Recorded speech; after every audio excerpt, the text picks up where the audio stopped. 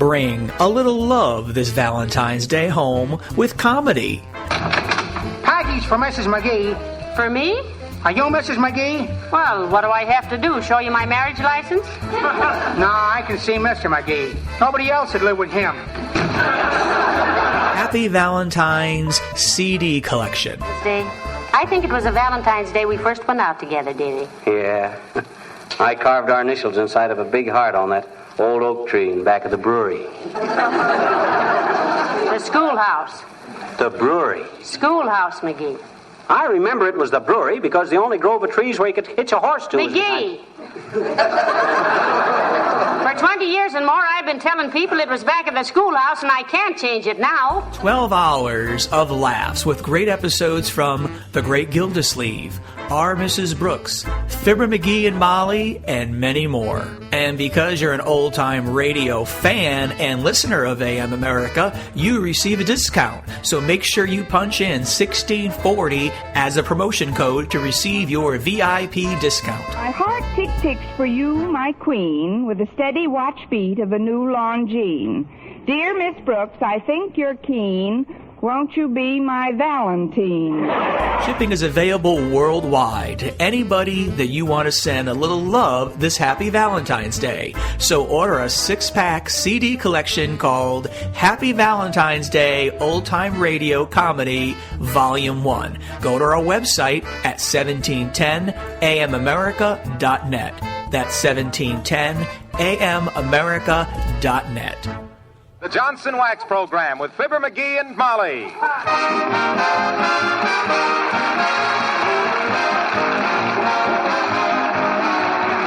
The makers of Johnson's Wax and Johnson's Self-Polishing Glow Coats present Fibber, McGee, and Molly, written by Don Quinn with songs by the King's Men and music by Billy Mills. The show opens with Hallelujah.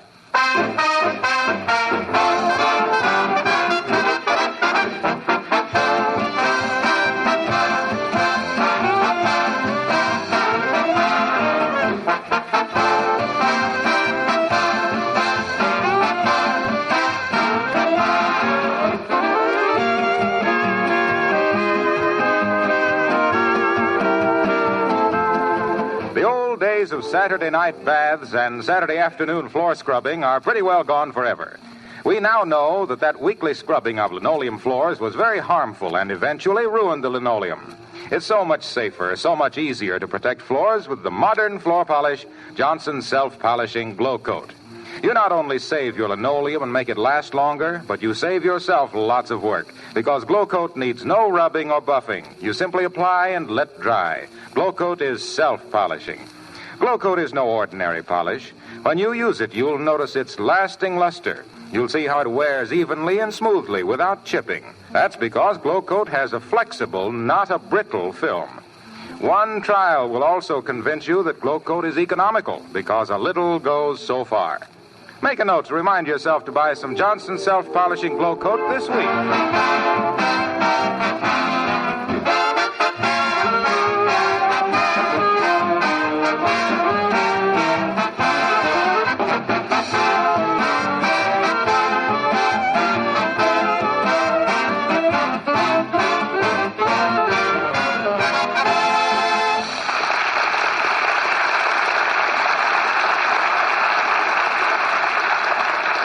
Some people think it would be a great thing if we were able to peer into the future. Personally, we think it's a blessing that we can't. For instance, here at 79 Wistful Vista sits the lady of the house darning socks for the master of the house, who doesn't know that a messenger boy is approaching with, what can be in store for Fibber, McGee, and Molly.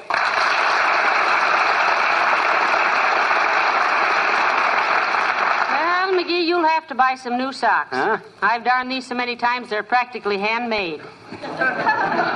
Okay, I'll get some tomorrow. But it's an awful nuisance. Gee, I wish I was a kid again and could go barefooted. Do you really? Well, no, not really. These guys that keep yearning for their childhood days are just kidding themselves. I wouldn't go through that again for $1,000,000. Why not? Oh, I was a regular little gangster when I was a kid. Oh, go on. I ever tell you about the morning I and Skinny Crandall and Bones Biddle and Stinky Hooper tried to tie a wire across the schoolhouse steps? Then waited in the bushes for the teacher to show up? No, you nasty boy. What happened? Well, we waited till noon and then suddenly realized it was Saturday. So we started running down to the old swimming hole, and I tripped on the wire and darn near busted. Come in. Package for Mrs. McGee. For me?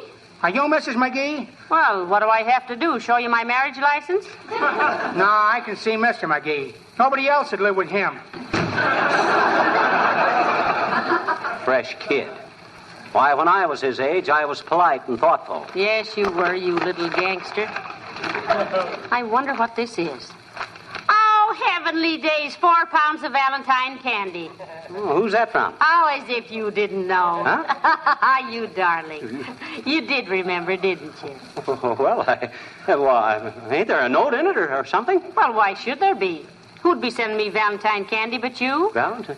And my favorite kind, too. Well, I'm glad you like it, Molly. What kind is it? Now, listen, don't be so coy, McGee. Huh? You can't fool me. No? Well, Valentine's Day comes but once a year, they say. Or is that Christmas? No, it's Valentine's Day, too, I guess. Isn't there any, or didn't I put a note in it? Well, I don't see any, but you didn't have to. If a man can't send a Valentine to his wife without a lot of explanations, I'd like to know who... Hello there, Johnny. Hello, daughter.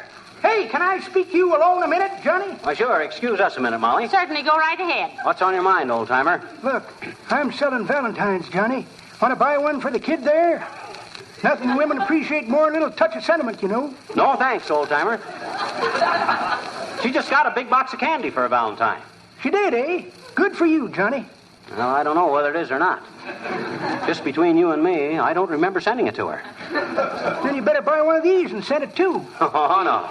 Then she'd get suspicious. Don't be a fool, Johnny. The more you send them, the better they like it. Here's a beaut. All lace and stuff. Says, roses are sweet, and so is your soul. I'm going to throw out my sugar and put you in the bowl. No, thanks. I don't want any Valentines, old-timer. I don't mind wearing my heart on my sleeve, but I hate the idea of a mailman dragging it all around town in the rain. Thanks, anyway. Okay, Johnny. Sorry to keep you waiting, daughter. Just wanted to talk a little business with Johnny here. Oh, that's all right, Mr. Oldtimer. I was busy darning his socks anyway. Just look how he tears holes in them. Yes, he's a holy terror, ain't he? Well, I got to get back to my job, kids. Be seeing you. What do you mean, your job? What you doing? Oh, I'm caretaker down at the Wistful Vista Recreation Center. Oh. Keep the tennis courts in condition. Oh, must be quite a chore. No. Just a few swipes with a claw full of Johnson's wax, and I'm caught up for several days. Johnson's wax? On a tennis court? Yep. Table tennis, Johnny. Oh. Well, so long, kid.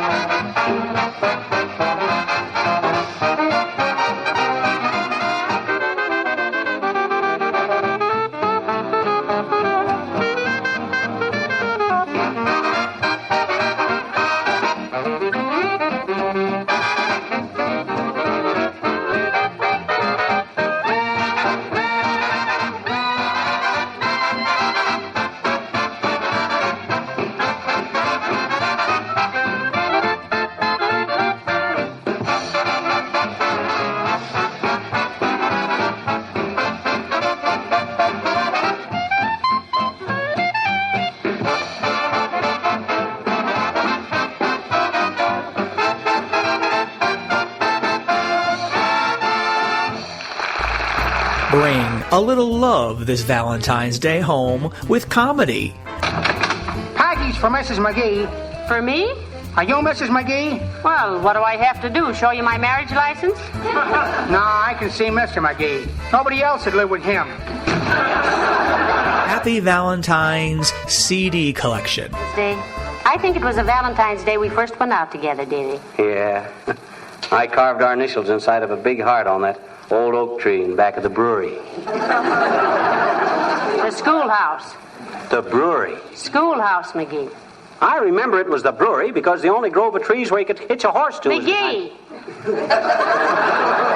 For 20 years and more, I've been telling people it was back at the schoolhouse, and I can't change it now. 12 hours of laughs with great episodes from The Great Gildersleeve, Our Mrs. Brooks, Fibber, McGee and Molly, and many more. And because you're an old-time radio fan and listener of AM America, you receive a discount. So make sure you punch in 1640 as a promotion code to receive your VIP discount. My heart tick-ticks for you, my queen, with the steady watch beat of a new Longines. Dear Miss Brooks, I think you're keen. Won't you be my Valentine? Shipping is available worldwide to anybody that you want to send a little love this happy Valentine's Day. So order a 6-pack CD collection called Happy Valentine's Day Old Time Radio Comedy Volume 1. Go to our website at 1710amamerica.net.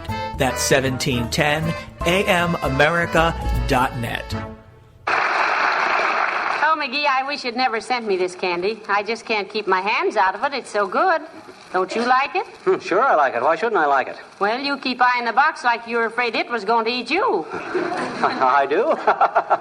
Well, I guess I just got a complex about candy. Ever since my mother used to feed me butterscotch to pull out my baby teeth.